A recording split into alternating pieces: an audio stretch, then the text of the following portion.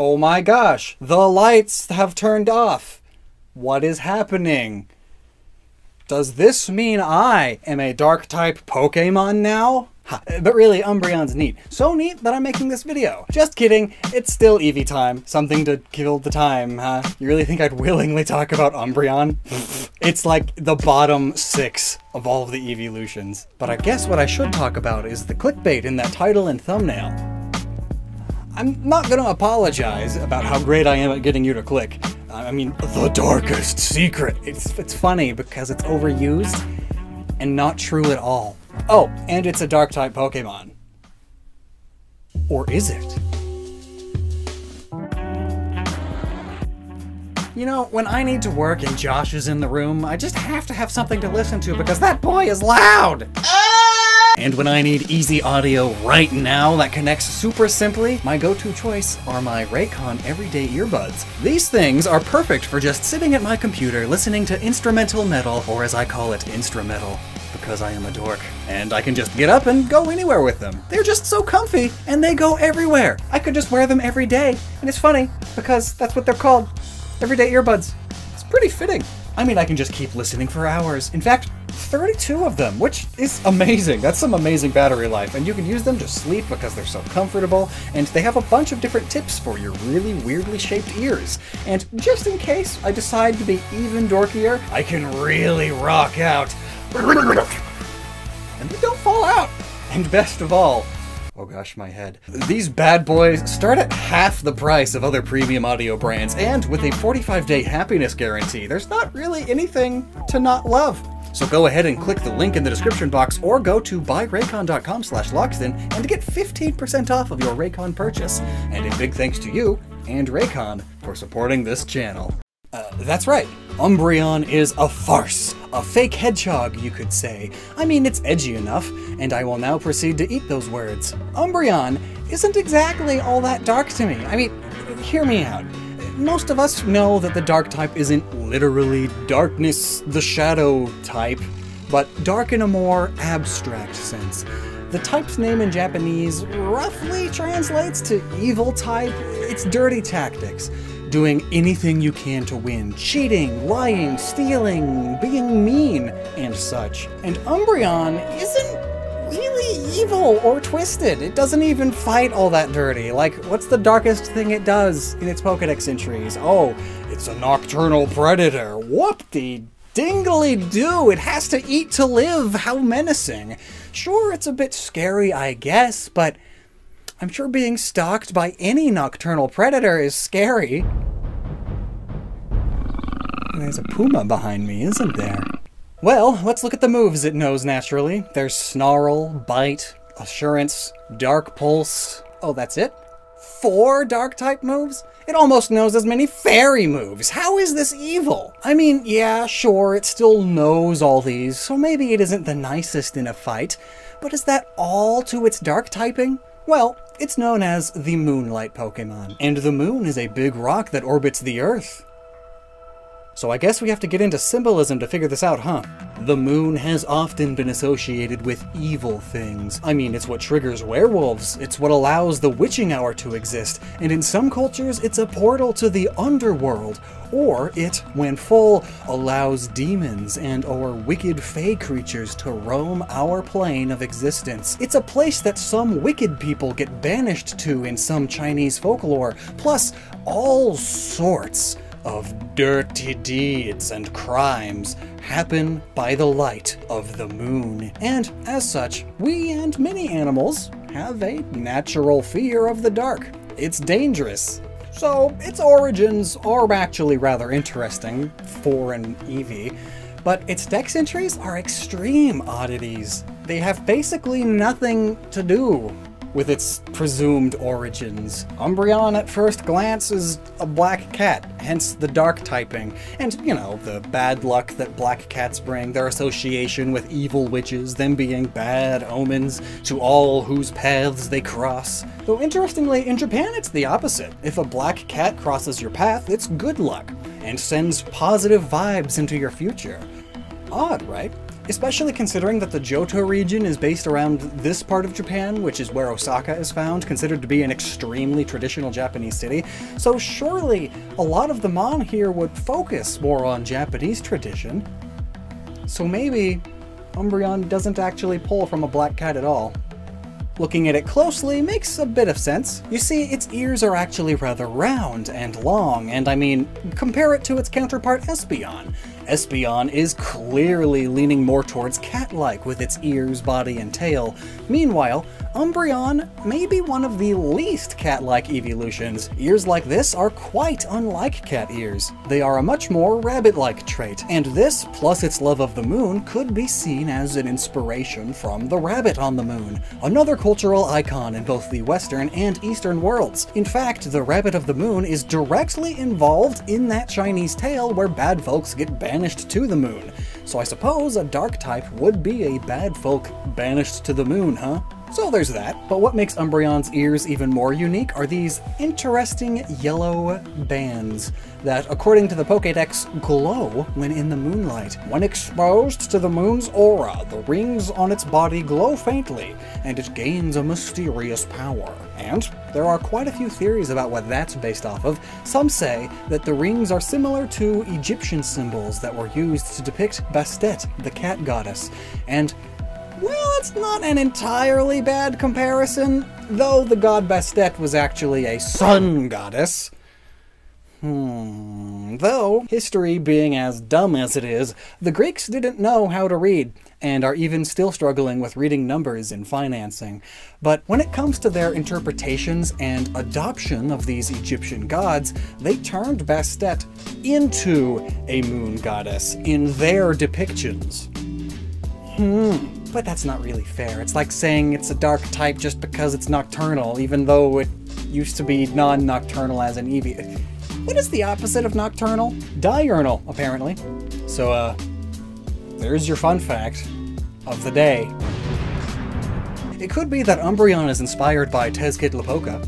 Let's see you say that word 4 times fast, because I just had to say it 8 times before I got it. Tezcatlipoca. The Tezcatlipoca is supposedly similar to Umbreon, but all I see is its black coloration with yellow bands. Oh, and its affinity for the night sky. But I feel like all of these that we've talked about so far are just trying to explain this Pokemon. I know that's what we do here, but I feel like we're sort of trying to find the peg that fits the hole instead of the hole being made for the peg, if that makes sense. We're just finding things that sort of fit the Pokemon, sort of. So maybe if we look back to Umbreon during the game's development, we can find some missing pieces. That tends to work a bit better than just going through Bulbapedia anyway. You see, back when they added Umbreon, if that is its true name, they were also adding 2 new types, and one of these new types was a special type rather than physical, which is important because all of the eeveelutions are special types. That's why there will never be another Eevee. But if we do get another Eevee, it will be Dragon type. Or they will just break their pattern. They're allowed to do that because, like, these rules are arbitrary. But just like with Sylveon, to help sell the Fairy type, they wanted one of the new eeveelutions to sell this new Dark type. And while it might feel like Umbreon just fits perfectly into the game world, it wasn't always like that. In fact, in an interview, Game Freak talked about their beta versions of Pokemon. I even have a video about those here. But it's not surprising that some Pokemon wind up drastically different than when they were first thought up. I mean, just look at Octillery, and heck, Zweilous was originally a Mecha Tank Pokemon. And as for Espeon and Umbreon, they were going to actually evolve via stones, like the other 3 eeveelutions at the time. They would use a Heart Stone for Espeon, clearly, and Umbreon would evolve with a Poison Stone. Yeah, not a Dusk Stone or some new evil stone, no, a Poison Stone. Umbreon wasn't going to be Dark-type originally. Originally, it wasn't a case of, oh, Dark-type, we should add Dark-type Eevee because this new Dark-type's pretty neat and dark. Nah, Umbreon was Poison-type when they first thought it up. And then they changed it, probably to sell the Dark-type. But what gives? Well, it might have been a few factors. One, Dark-type is cool.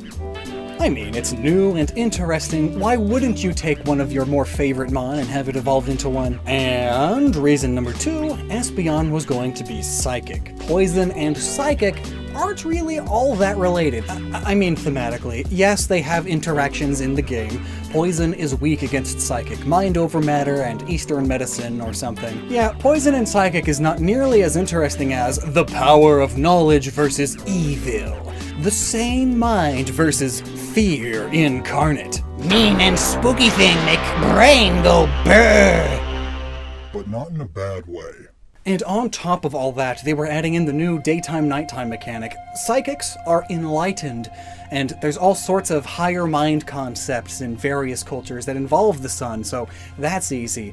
And then, what's better to have than a Dark-type evolve at night? A Dark-type who's solely nocturnal, that surely won't confuse the Western audience about what the type means. That's much easier than having to explain how you have poisonous stones and heart stones, though nowadays I'm sure those both could exist and we wouldn't even bat an eye. Maybe because of toxic barbs and heart scales already kind of do exist. Though they don't work exactly like the evolution stones, but you get the idea. Thankfully, this revelation that Game Freak gave us wasn't anything unheard of, or unspeculated about. Like, it being poison type in the past was no surprise because they didn't really bother changing its Pokédex entries. From Pokemon Gold, when agitated, this Pokemon protects itself by spraying poisonous sweat from its pores. Now, I sort of doubt that they meant to leave this dex entry in. I mean, the darn thing doesn't naturally learn a single poison-type move. And in later Pokédex entries, they had to sort of figure out a way to backpedal and make it fit a bit better. They tweaked it by saying, when this Pokemon becomes angry, its pores secrete a poisonous sweat, which it sprays into its opponent's eyes! Oh, anger and eye spray. That's very dirty fighting tactic, so dark type. And they didn't really change the design of the Pokemon at all either. I mean, if you look at its beta sprite, it still has the odd rings, meaning that the Pokemon's design origins aren't really then based off of moonlight or the darkness or being evil and mean. They might have just simply tacked on the idea that it glows with the moonlight to make it sound better and more fitting of its new type. It's a spooky glow. Honestly, it probably would be better as a dual-type dark poison, but all of the Eevees are monotype, you know?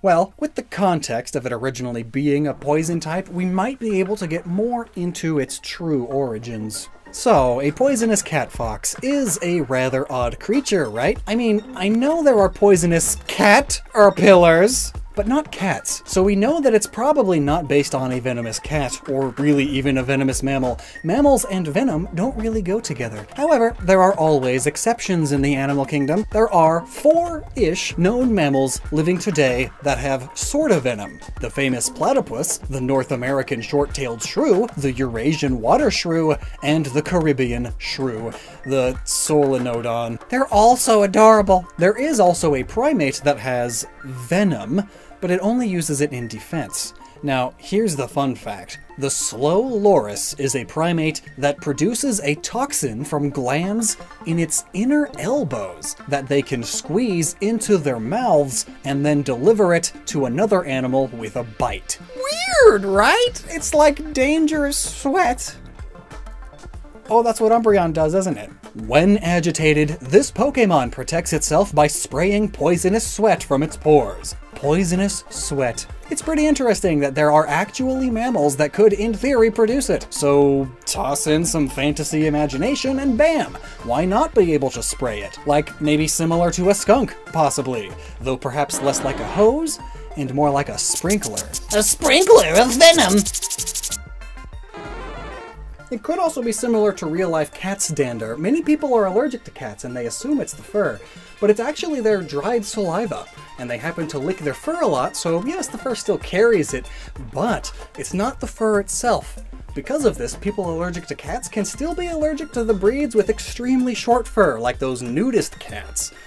Meanwhile, Balinese and Siberian cats are among hypoallergenic cats because they happen to produce very little of that toxin in their saliva. Protein fel D1 is a toxin to our respiratory systems, but such a mild one that most of us don't care. But it means a lot to those of us who are allergic to it.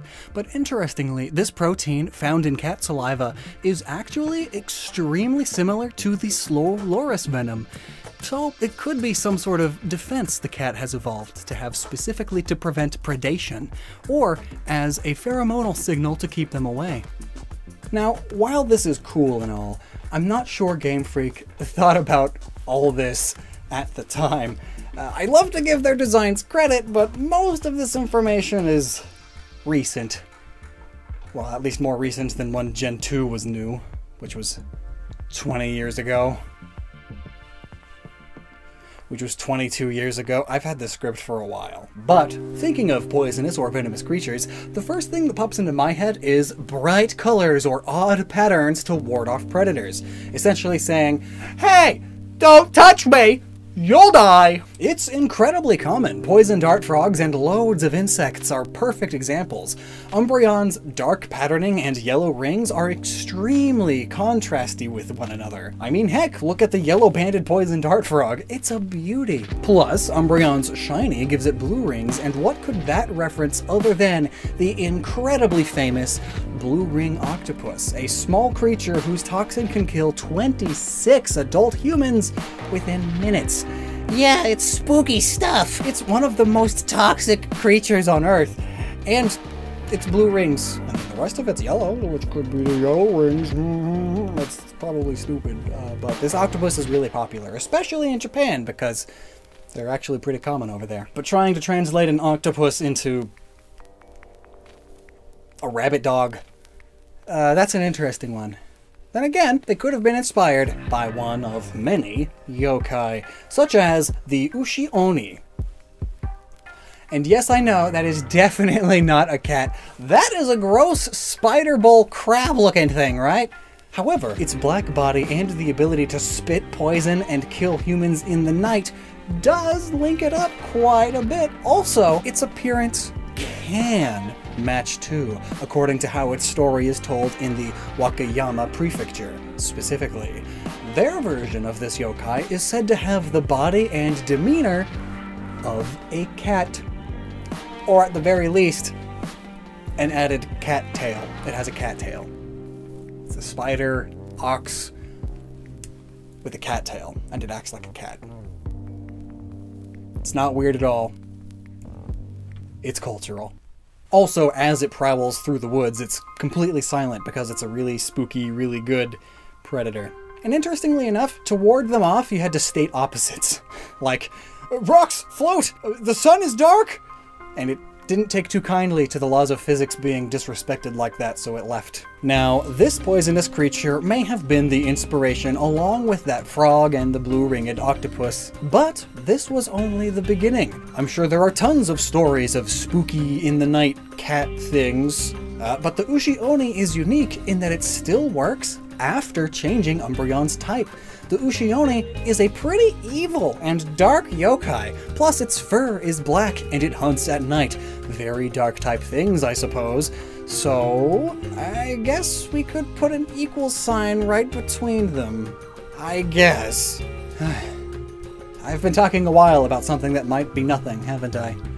All because Game Freak forgot to take out a small Pokédex entry, and had to just leave it there as a constant reminder of their beta design. And who knows, maybe they left it on purpose as a nod to the creator's original idea. Or they just completely forgot and it slipped under their radar.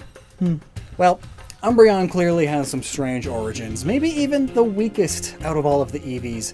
It more so sort of just embodies the poison or dark type,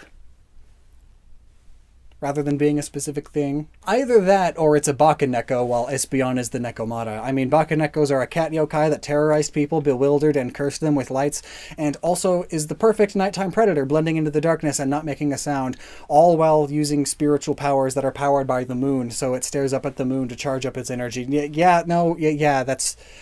It's definitely that. I don't know where I was going with the rest of this video. I guess that was just covering the whole poison type swap thing. Wow.